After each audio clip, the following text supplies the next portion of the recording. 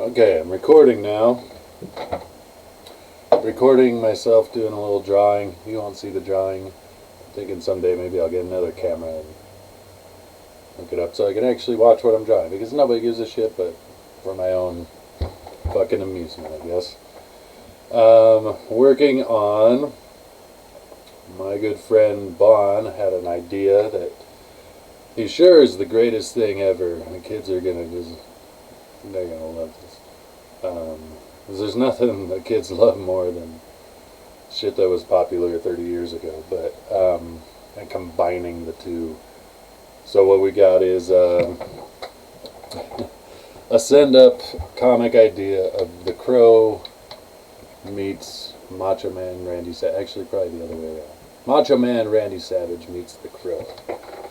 And so I've been blocking in some shapes. I'll show you what I got here so far. I'm trying not to touch it because the ink is very wet, but still, that's what we got so far. I chose to do not a James O'Barr image as a reference, but rather a Crow the movie still. That is kind of iconic, and mainly because James O'Barr's artwork is very exaggerated, and the Crow the movie, Brandon Lee, is a real person, and Macho Man Randy Savage is a real person. So combining the two as two real people seemed to make sense to me, even though Macho Man is a very exaggerated real person. He's still a real person. Plus, I thought it would be more recognizable to everyone who looks at it and goes, "Oh yeah, I know that's the Crow because I've seen that picture before." So that's what I'm working on now. I'm just blocking in a lot of blacks. I got this new brush, and I like how the ink is flowing out of it very much, but it is leaving wet ink for more than 24 hours, which I've never dealt with before, and it's annoying. Because I did a lot of this, not a lot of it, a little bit of it last night before I went to bed, and I noticed how wet the ink was laying down, and I went, oh weird, I can't draw around it, so I'll just let it dry. So I went to sleep. I got up in the morning and I went to work. I came back from work and it's still not completely dried. It's a wet ass brush. Wet ass pen. So if the kids are gonna go crazy for anything, it's my new song, Wet Ass Pen. W-A-P. Wet ass pen, that's where it's at. Tell them.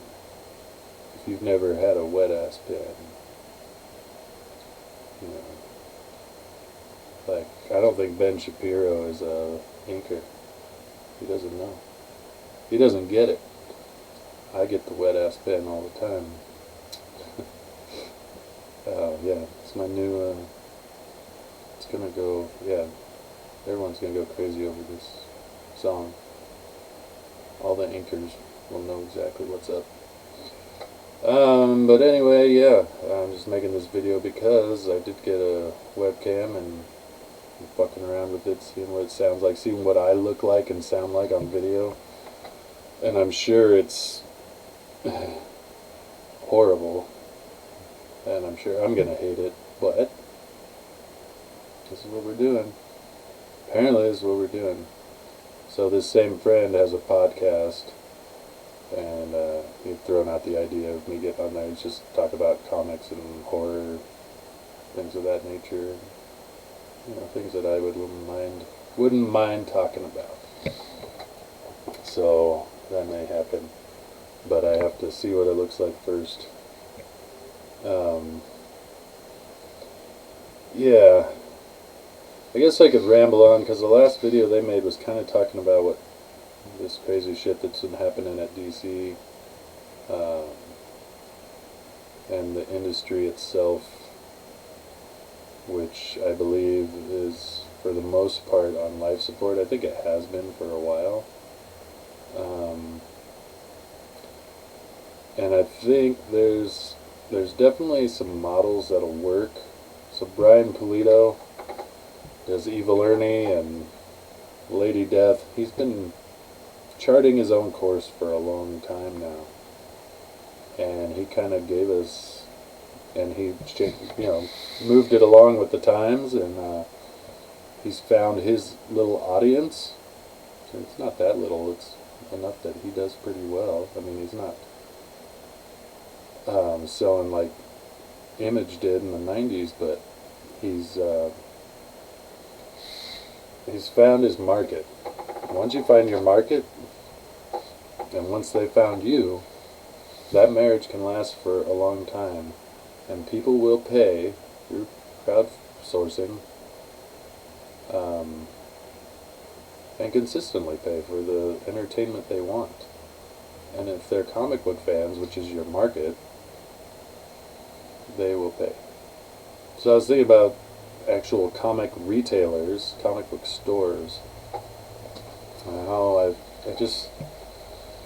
they're going to go the way of the dodo. The smart ones are not going to be, they might still be comic book shops by name, and I think they're already doing this if you haven't noticed, but they will be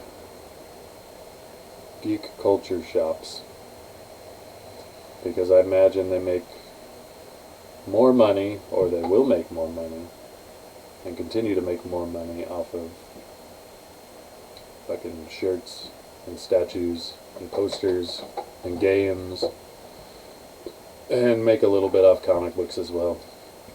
There's not a lot of new comic book fans, and there's not gonna be. We didn't have the movies, and the TV shows that are basically doing what the comics were doing for us. And they looked so cool, and they were so fantastic and amazing. But now that's what the movies are doing. And so my kids, I've tried to get them into comics, and they humored me a little bit, but when it comes down to it, they're definitely more into the movies and TV shows. And there's nothing I can really do about that. I know there's popularity with manga comics, so that's probably going to thrive a bit, but there are still comic fans, and those fans are willing to support you, especially if you market yourself and find them and they find you. And once you've established that,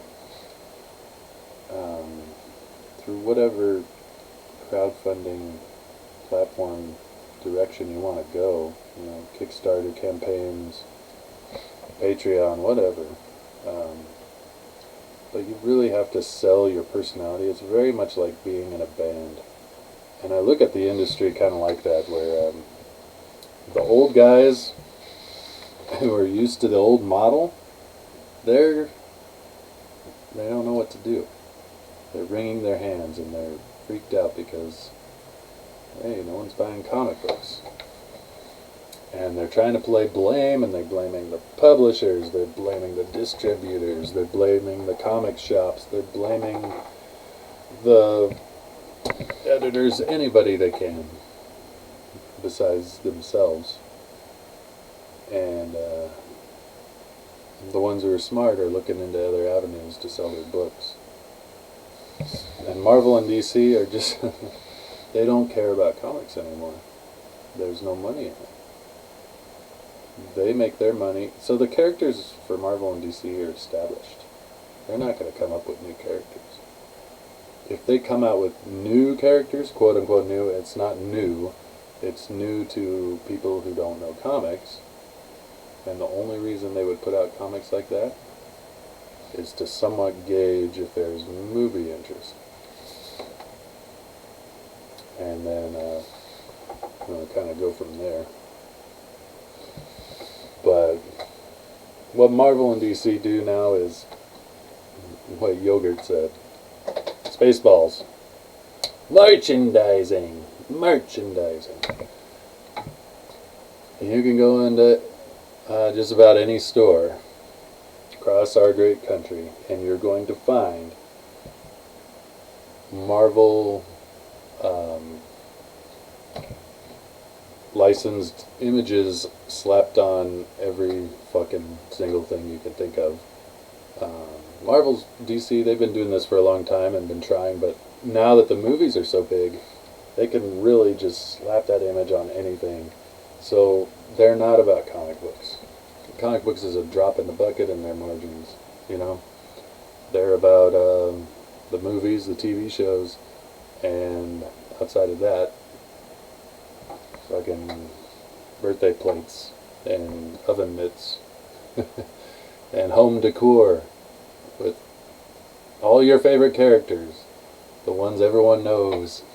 We all know. Spider-Man, Batman, you know, and you might break out into Justice League, so you get Green Lantern even, the Flash. They're the lesser known characters. But everyone knows X-Men, fucking, you know, the Avengers, Captain America. And so they just slap that image on every single thing they can, and that's making them a hell of a lot more money than fucking comic books. And comic books are made by creative people who are a pain in the ass. So there's that. Anyway, I didn't work on this too much, a little bit. Ink's still really wet, and I'm worried about smearing it. But I'll give you one more shot. I haven't put the beard on. That'll really kick this thing off, and then know exactly who we're doing here. Let me see and make sure. I gotta pull up my video so I can make sure you're seeing that. I think we're gonna have to call this CrowYeah. CrowYeah. Have a crow snapping into a Slim Jim. It's like CrowYeah. The CrowYeah. Anyway, I'll watch the basketball game now. I was just making that for fucking no reason.